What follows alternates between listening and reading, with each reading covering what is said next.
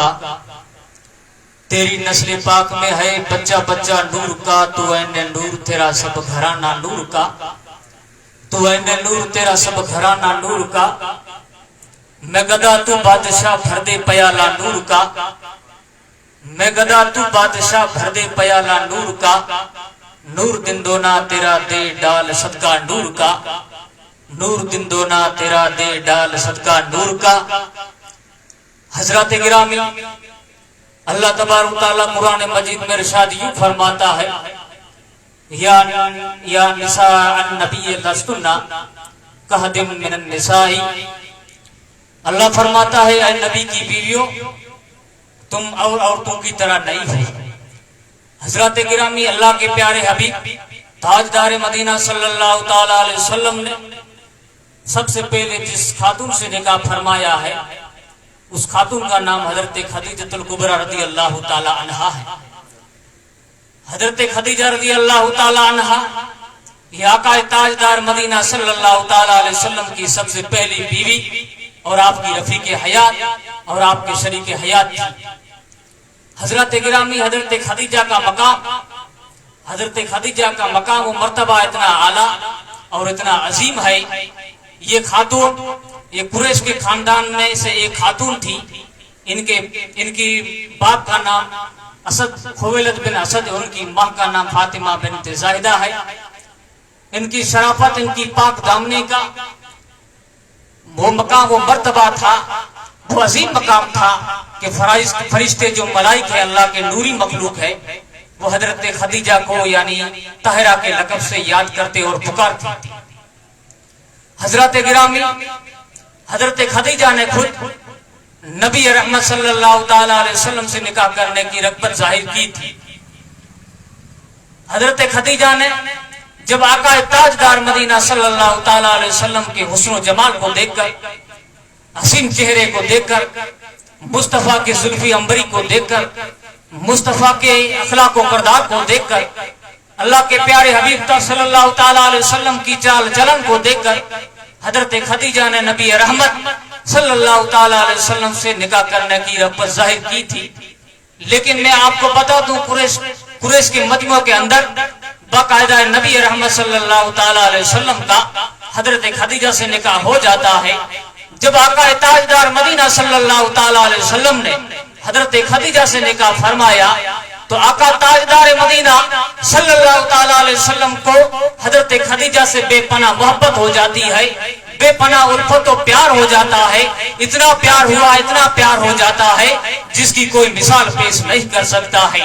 میرے برادران ملت اسلامیہ، جب تک اللہ کے پیارے حبیب صلی اللہ تعالی علیہ وسلم نے حضرت خدیجہ کے ساتھ نکاح فرمایا، جب حضرت خدیجہ کے ساتھ اللہ کے پیارے حبیب صلی اللہ تعالی علیہ وسلم کا نکاح ہوا، جب تک حضرت خدیجہ باحیات رہی، جب تک حضرت خدیجہ کی زندگی رہی، تب تک آقا تاجدار مدینہ صلی اللہ تعالی علیہ وسلم نے کسی دوسری خاتون سے نکاح نہیں فرمایا، کیونکہ حضرت خدیجہ سے ہمارے آقا تاجدار مدینہ صلی اللہ تعالی علیہ وسلم کو جو الفت تھی، جو پیار تھا، جو محبت تھی، اتنی کسی خاتون سے نہیں تھی۔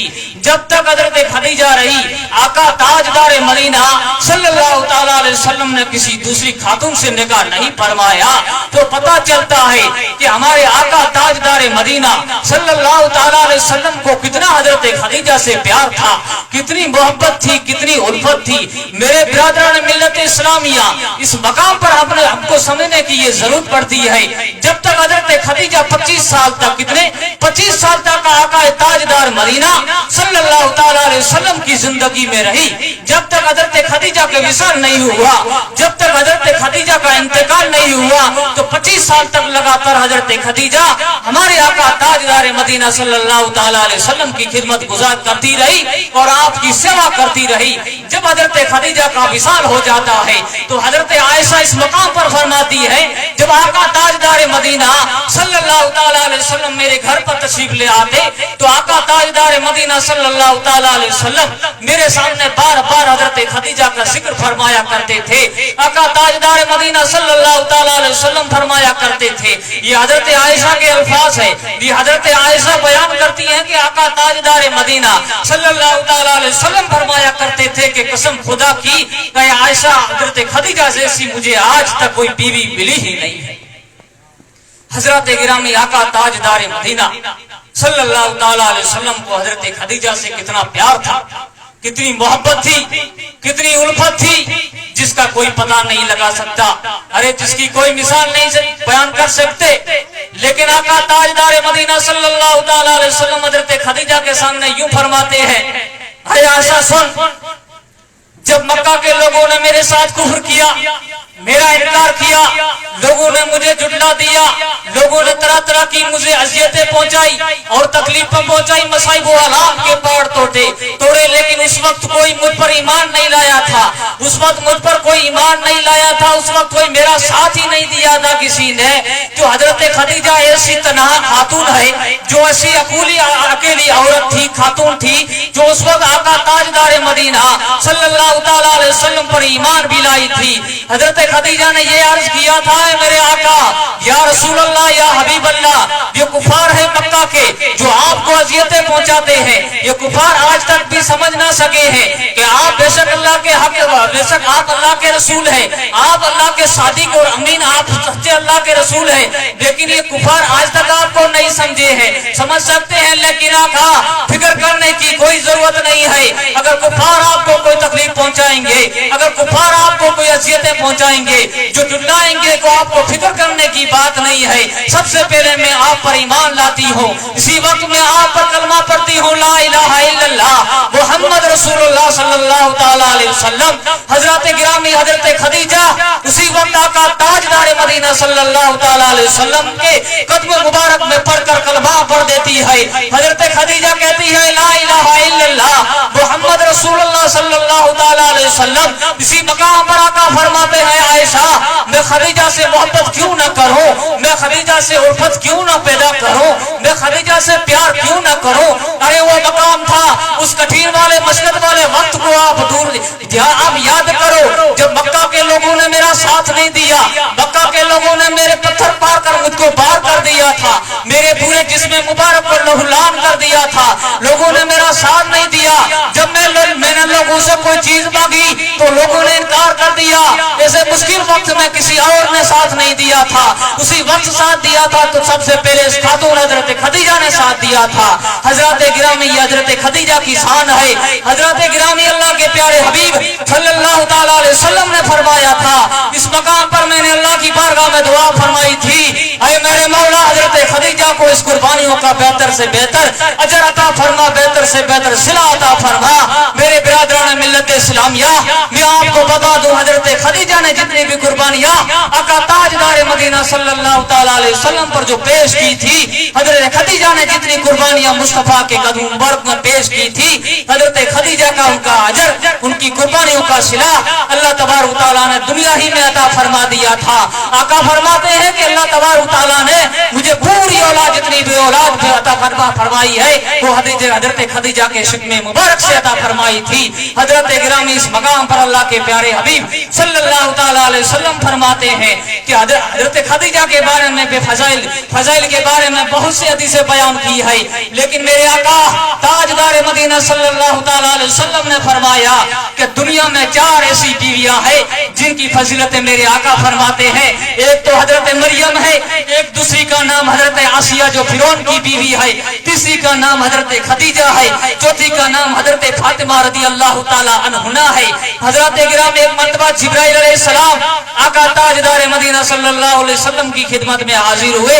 जिब्राइल ने अर्ज किया, या रसूल अल्लाह, या हबीब अल्लाह, ये खदीजा है जो आपकी बारगाह में अभी हाजिर होने वाली है, एक बर्तन में खाना लेकर आ रही है। जब आपकी बारगाह में जब ये हाजिर हो जाए तो सबसे पहले आप इसको खुशखबरी सुना दीजिए। जिब्राइल ने अर्ज किया, या रसूल अल्लाह, या हबीब अल्लाह, वो खुशखबरी ये है कि अल्लाह तबारक तआला ने हजरत खदीजा के लिए जन्नत में एक मोती का घर बना کے رکھا ہے جس میں نہ کوئی تکلیف ہوگی, جس میں نہ کوئی شور ہوگا, جس میں نہ کوئی شرابہ ہوگا, بس بول کے وہ ہمیشہ وہ گھر امن و شانتی اور سکون کا ہے, اس میں ہمیں سے حضرت خدیجہ کو رہنا ہے. حضرت گرامی اس حدیث سے ہم کو یہ پتا چلتا ہے, اس حدیث سے ہم کو یہ مقام معلوم ہوتا ہے کہ حضرت خدیجہ کا خطاب کتنا اونچا مقام ہے, کتنا اعلیٰ مقام ہے جس کی کوئی مثال پیش نہیں کر سکتا ہے. حضرت گرامی اللہ کے پیارے حبیب صلی اللہ تعالی علیہ وسلم نے حضرت خدیجہ کی وفات کے بعد آپ صلی اللہ تعالی علیہ وسلم نے اپنی پوری حیات مبارکہ میں بہت سی عورتوں سے نکاح فرمایا ہے, لیکن آپ صلی اللہ تعالی علیہ وسلم نے آپ کی آخری عمر تک آپ کے قلب مبارک میں حضرت خدیجہ کی جو محبت تھی, جو الفت تھی, جو پیار تھا, وہ قلب مبارک میں رچی رہی, بسی رہی. حضرت گرامی جب آقا تاجدار مدینہ صلی اللہ تعالی علیہ وسلم کے گھر پر کوئی بکری ذبح کی جاتی تو سب سے پہلے آپ حضرت خدیجہ کی جو سہیلیاں تھی ان کے گھر پر گوشت کو بھیجا دیتے, اس کے بعد آپ ضرور تناول فرما دیتے. حضرت گرامی حضرت خدیجہ سے آقا تاجدار مدینہ صلی اللہ تعالی علیہ وسلم کو کتنا پیار تھا, کتنی محبت تھی, کتنا الفت تھی جس کی کوئی مثال پیش نہیں کر سکتا ہے.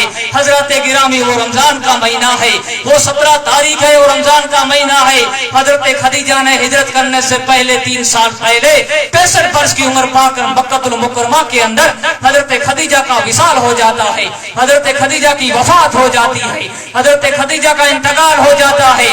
جب حضرت خدیجہ کا انتقال ہوا تو آقا تاجدار مدینہ صلی اللہ تعالی علیہ وسلم کو بہت غم ہوا, اتنا غم ہوا کہ آقا تاجدار مدینہ صلی اللہ تعالی علیہ وسلم کو برداشت نہیں کر سکے. کیونکہ حضرت گرامی میں آپ کو بتا دوں, حضرت خدیجہ کی وفات سے پہلے آپ کے چچا ابو طالب کا 3 یا 4 دن یا 5 دن پہلے انتقال ہوا تھا. پہلے تو آپ چچا کے صدمے سے یعنی گزر رہے تھے, اوپر سے حضرت خدیجہ کا انتقال ہو جاتا ہے. اب تو یہ دونوں صدمے اکٹھے ہو گئے کہ آقا تاجدار مدینہ صلی اللہ تعالی علیہ وسلم پر اتنا زبردست انداز میں صدمہ پڑا. میں آپ کو بتا دوں جب حضرت خدیجہ کا وفات ہو گئی, جب ان کا انتقال ہو جاتا ہے تو آقا حضرت خدیجہ کو لایا جاتا ہے جنت المولا مکہ المکرمہ کے اندر لایا جاتا ہے. جب حضرت خدیجہ کو لایا گیا اس وقت نماز جنازہ آقا نے نہیں پڑھائی, کیونکہ نماز جنازہ کو اس وقت حکم نازل نہیں ہوا تھا.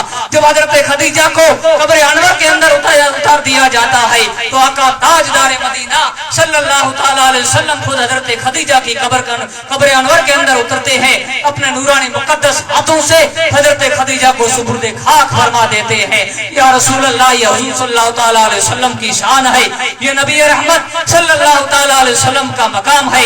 حضرت خدیجہ کو جنت المولا کے اندر مدفون فرما دیتے ہیں. حضرت گرامی آقا تاجدار مدینہ صلی اللہ تعالی علیہ وسلم کے قلب مبارک پر اتنا غم پڑا, اتنا زبردست غم پڑا کہ آقا تاجدار مدینہ صلی اللہ تعالی علیہ وسلم نے اسی سال کا نام عام الحزن یعنی غم کا سال رکھ دیا. حضرت گرامی حضرت خدیجہ کی اس مقدسہ زندگی سے ہماری ماں اور ہماری بہنوں کو یہ سبق حاصل کرنا چاہے کہ وہ کتنا کٹھن وقت تھا, وہ کتنا مشکل وقت تھا. پیارے آقا تاجدار مدینہ صلی اللہ تعالی علیہ وسلم پر مصیبتوں کے پار توڑے جا رہے تھے, مصیبتوں کے پار توڑے جا رہے تھے, مصائب و آلام کے پار توڑے جا رہے تھے. آقا کو بار بار تکلیفیں دی جا رہی تھی, مصطفیٰ کا راستہ بند کیا جا رہا تھا. کئی نبی کی جس راستے پہ گزرتے تھے کوئی کفار کی بڑھیا عورتیں کچرا پھینک کر راستے کو صاف خراب کر دیتی تھی, یہ آقا کو تکلیف دینے کے لیے اذیتیں کرتی تھی. جب آقا تاجدار مدینہ صلی اللہ تعالی علیہ وسلم نے ان عورتوں کے بارے میں دعائے زر نہیں فرمائی, لیکن آقا تاجدار مدینہ صلی اللہ تعالی علیہ وسلم خدا کی بارگاہ میں یوں عرض کرتے تھے, یوں ارشاد اللہ کی بارگاہ میں دعا فرماتے تھے, اے میرے مولا میں ان کے بارے میں دعائے زر تو نہیں فرماتا, اے میرے مولا ان کو ہدایت دے دے, اے میرے مولا ان کو توفیق دے دے کہ کلمہ پڑھ کر اسلام لائے, یہ دین اسلام کے راستے سے وابستہ ہو جائے. ہمارے آقا کی کتنی سنت عظیم ہے. ارے وہ کٹھن وقت تھا, وہ مشکل وقت تھا کہ حضرت خدیجہ نے اپنا تن من اور اپنا دھن سب کا سب آقا حضور صلی اللہ تعالی علیہ وسلم کے قدم مبارک کے اندر لٹا دیا تھا.